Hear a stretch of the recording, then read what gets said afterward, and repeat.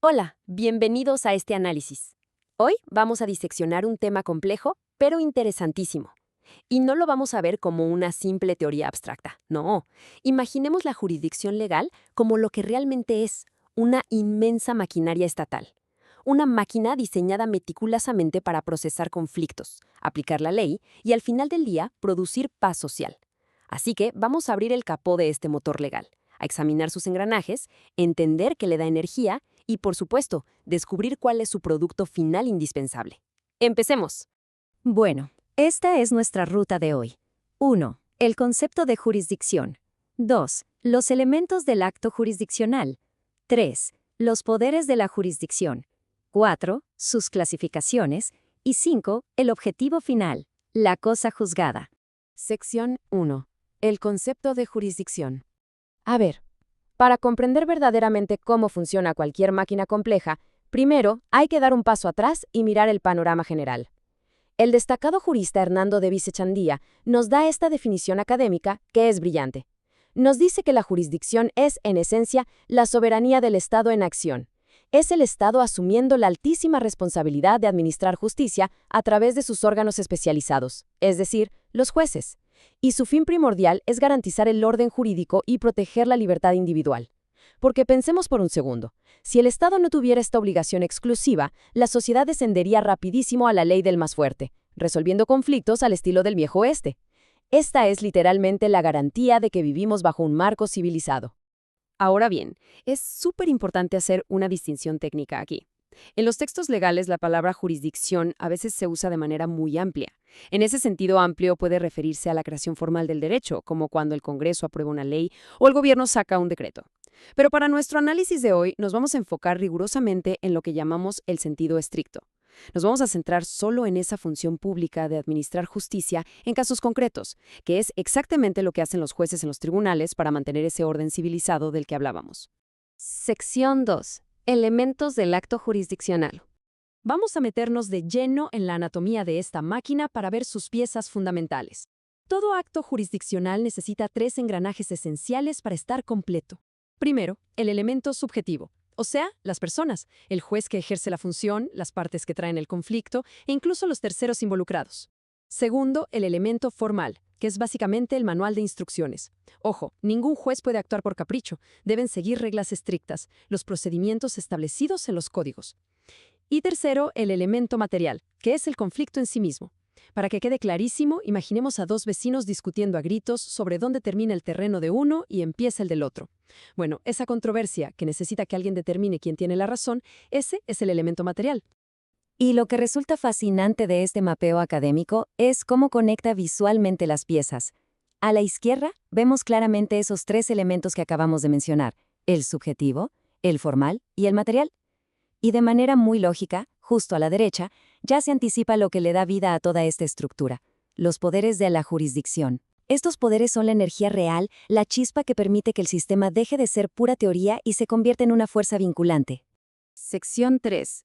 Los poderes de la jurisdicción. Aquí es donde la abstracción se vuelve pura acción. Vamos a explorar estos poderes que actúan como el verdadero motor del sistema legal. El primer motor es el poder de decisión. Esta es la función central y la más visible del juez. Es el poder de resolver la controversia, y ojo, con fuerza obligatoria. Ya sea reconociendo un derecho, negando una petición o determinando si alguien cometió un delito, el Estado, a través del juez, toma una decisión definitiva que todos los involucrados están obligados a acatar, sí o sí.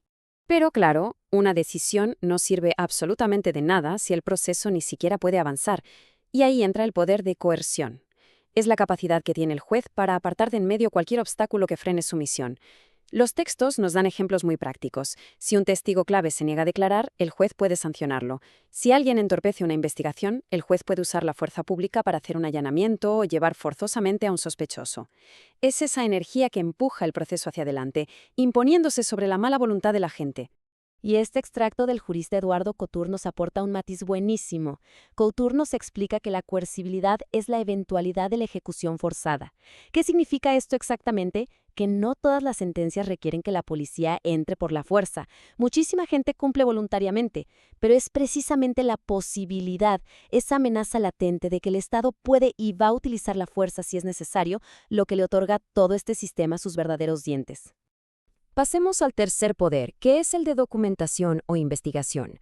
Básicamente, es la capacidad oficial de buscar la verdad de los hechos, porque no basta con escuchar pasivamente lo que dicen las partes. El juez tiene el poder de decretar y practicar pruebas. Esto incluye ordenar inspecciones judiciales, obligar a que se exhiban documentos clave o citar a interrogatorios de oficio. Es el poder de iluminar los rincones oscuros de cualquier controversia para poder decidir de forma verdaderamente justa.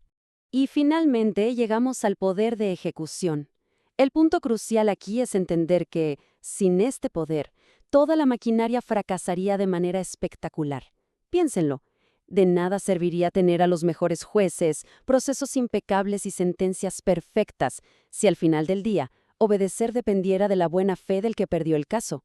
El poder de ejecución es el imperium puro.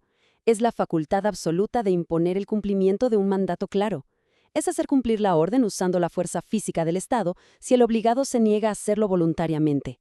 Sección 4. Clasificaciones de la jurisdicción. Bien, ya conocemos las piezas y el motor. Ahora veamos cómo esta máquina se adapta dependiendo del material que esté procesando. Básicamente, hay dos grandes vías de clasificación. Por un lado, tenemos la jurisdicción contenciosa. Este es el escenario clásico, la batalla legal. Hay un litigio, partes enfrentadas, alguien demanda, otro se defiende y el juez tiene que decidir quién gana. Por otro lado, tenemos la jurisdicción voluntaria. Aquí la cosa cambia por completo porque no hay una pelea. Alguien va al juez simplemente para validar un documento o certificar un hecho. El juez actúa más como un administrador, verificando que todo cumpla la ley sin tener que declarar a un perdedor. Y esta cita de Couture que vemos aquí lo ilustra a la perfección. Nos dice que, en la jurisdicción voluntaria, el juez no juzga en el sentido estricto de la palabra, sino en un sentido lógico o formal. Como no hay adversarios ni un derecho en disputa que quitarle a uno para dárselo a otro, el juez simplemente revisa la información, confirma que es legal y emite un pronunciamiento que le da certeza oficial al asunto. Actúa casi como un supervisor de la legalidad. Además, para que el sistema sea eficiente, aunque la jurisdicción es técnicamente un solo poder del Estado, se divide en especialidades. Por eso tenemos jueces civiles para los contratos, penales para los delitos, laborales, contencioso-administrativos, y ojo a esto, resulta fundamental la jurisdicción disciplinaria. Esta última es vital para investigar y sancionar a los propios funcionarios públicos, como un juez corrupto o negligente. Es la rama que asegura que la propia máquina se mantenga limpia y rinda cuentas ante toda la sociedad. Sección 5. El objetivo final. Cosa juzgada. Todo proceso tiene un destino, y en el mundo legal, ese destino tiene que ser absoluto. Llegamos a la etapa final de nuestro análisis, el producto inalterable que justifica la existencia de todo este inmenso aparato estatal. Hablamos de la cosa juzgada. Y esto no es simplemente que el juez tenga la razón, es el efecto implacable de la ley. La cosa juzgada es una determinación definitiva e inmutable. Es el punto de no retorno. Una vez que una sentencia llega a este estado, nadie, ninguna autoridad puede cambiar esa decisión.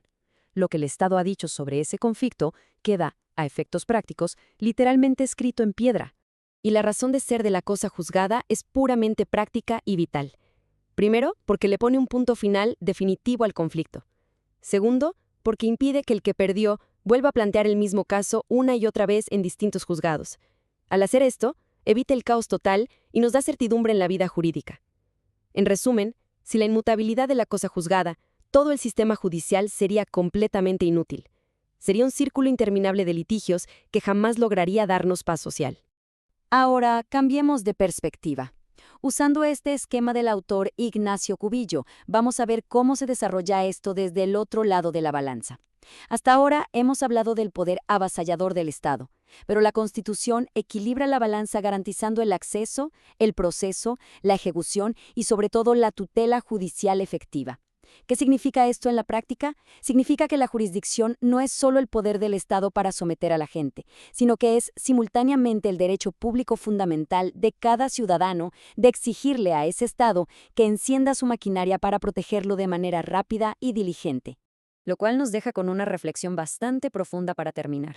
Hemos visto cómo los engranajes de la jurisdicción, sus elementos, sus ramas disciplinarias, sus poderes coercitivos y ese objetivo inmutable de la cosa juzgada construyen un mecanismo estatal verdaderamente formidable. Pero la gran pregunta sigue en el aire.